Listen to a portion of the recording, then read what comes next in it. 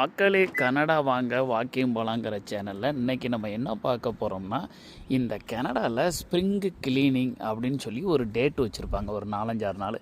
அந்த நாளைக்குள்ளே உங்கள் வீட்டில் உள்ள வேண்டாத பொருட்கள், அட்டைப்பெட்டி, கட்டில், சேரு, மெத்தை, எதெல்லாம் வேண்டாம் குப்பைக்கு போகணுன்னு நீங்கள் நினச்சிட்டிங்களோ அதை எடுத்துக்கொண்டு உங்கள் வீட்டோட வாசலில் நீங்கள் வச்சிடணும்.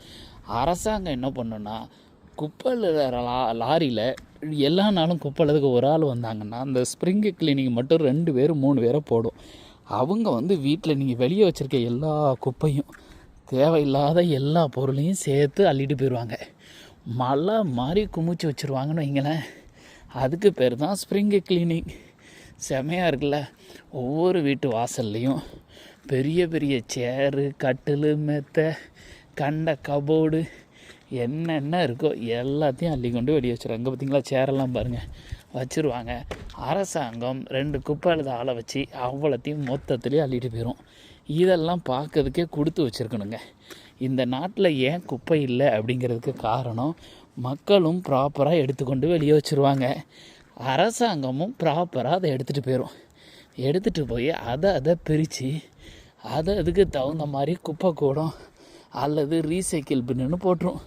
ஒவ்வொரு வீட்டு வாசல்லையும் மழை மாதிரி குமிச்சு வச்சுருப்பாங்க. எங்கே பாருங்கள், இந்த வீட்டில் பாருங்கள், மொத்த வீடுமே வெளியே தான் கிடக்கு. இதெல்லாம் நாக்கு தள்ளுது நமக்கு நடந்து போய் எடுத்து போடுறதுக்கு. பார்த்திங்களா, எம்புட்டு பொருள் வச்சுருக்காங்கன்னு, ட்ராயரு, கண்டது கழியுது, அப்பா ஏகப்பட்டது.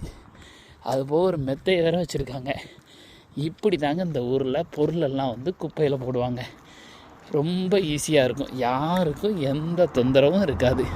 ஓகேவா. அந்த யார்டு வேஸ்ட்டுன்னு இருப்பாருங்க, உங்கள் செடி கண்டது கழிது வெட்டினதை அதில் போடணும்.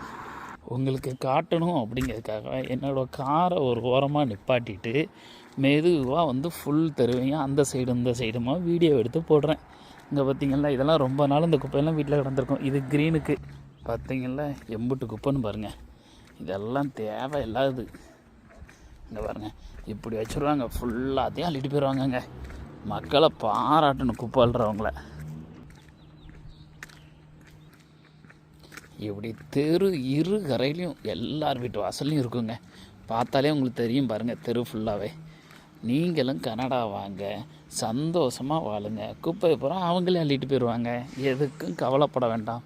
குப்பையை பாருங்கள். அம்மாடியோ அம்மாடியோ